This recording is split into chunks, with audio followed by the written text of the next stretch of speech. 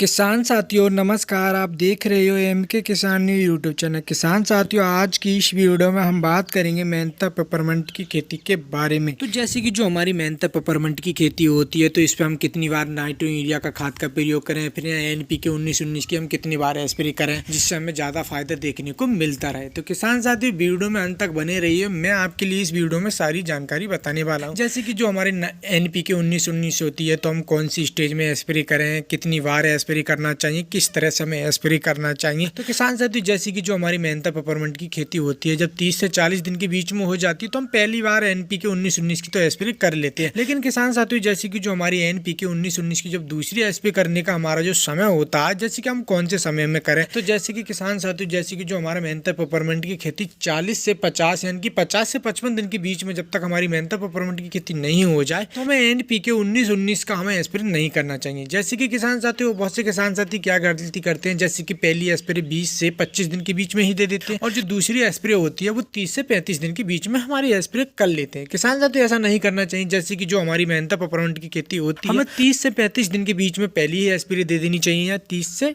40 दिन के बीच में ही स्प्रे दे देनी चाहिए। जो किसान साथी हमारी दूसरी स्प्रे होती है वो दूसरी स्टेज मानते हैं 50 से 55 दिन के बीच में हम बहुत ही ज्यादा महत्वपूर्ण स्टेज मानते हैं। तो किसान साथी जैसे कि हम 18 का स्प्रे भी करना चाहते हैं, जैसे कि जो हमारी NPK 18 होती है उसका भी स्प्रे कर लेते हैं। लेकिन किसान साथी जैसे कि जो हमारी दूसरी स्टेज मानी जाती है लेकिन हम उसमें हम स्टेज में NPK 19-19 का ही स्प्रे करना चाहिए, जिससे किसान साथी जो हमारी 50 से 55 दिन के बीच में मेहनता पेपरमिंट की खेती होती है हम उसे सबसे ज्यादा महत्वपूर्ण स्टेज में मानते हैं, जिससे किसान साथी हमारे पौधों की अच्छी तरह से ग्रोथ भी बढ़ जाती है और हमारे पौधों से ज्यादा टर्निंग भी होती है, जैसे कि हमारे पौधों से अच्छी शाखा भी निकलती है। तो किसान साथियों हमें NPK 19-19 जो हमारी दूसरी स्टेज होती है वो 50 से 55 दिन के ही बीच में हमें स्प्रे करना चाहिए। तो किसान साथियों हमें मेहनता पेपरमिंट की खेती पर 2 बार NPK 19-19 का स्प्रे करना चाहिए। और जैसे कि किसान साथियों बहुत से किसान साथी कटाई से पहले जैसे कि हमारी जो मेहनता पेपरमिंट की कटाई होती है उससे ऐसे क्या करते हैं 1 से 1.5 महीना पहले ही सल्फर का प्रयोग कर लेते हैं। किसान साथियों ऐसा नहीं करना चाहिए। जैसे कि हमारे से 10 से 12 से 15 दिन के पहले ही हमें सल्फर का प्रयोग करना चाहिए। ऐसा नहीं किसान साथियों हम 1.5 महीना पहले ही सल्फर का प्रयोग कर लेते हैं, लेकिन उससे क्या होता है जिससे हमें बहुत ही ज्यादा नुकसान देखने को मिलता है, क्योंकि जो हमारे सल्फर का जो हमारा टेम्परेचर होता है यानी कि वो ज्यादा गर्म होता है, जिससे किसान साथियों हमारे मेहनते में क्या होता है कि जो हमारी मेहनते की पत्तियां होती है यानी कि जो पत्ते होते हैं वो चूने लगते हैं, जैसे कि पीले पड़ जाते हैं और वो चूने लगते हैं, जिससे किसान साथियों अंत में मेहनता पेपरमिंट का जो ऑयल होता है हमें पैदावार कम देखने को मिलती है। तो जैसे कि किसान साथियों हमें सल्फर का प्रयोग जब ही करना चाहिए जिससे हमें कटाई से 10 से 12 से 15 दिन पहले ही हमें सल्फर का प्रयोग करना चाहिए, उससे हमें पहले सल्फर का प्रयोग नहीं करना चाहिए। तो जैसे कि अब हम बात करेंगे सल्फर की डोज के बारे में, जैसे कि हम कितनी मात्रा में 1 एकड़ में लगाएं। जैसे कि हम 2 किलो 500 ग्राम 150 लीटर पानी का घोल बनाकर हम 1 एकड़ की मेहनता पेपरमिंट की खेती पर स्प्रे के रूप में प्रयोग कर सकते हैं। और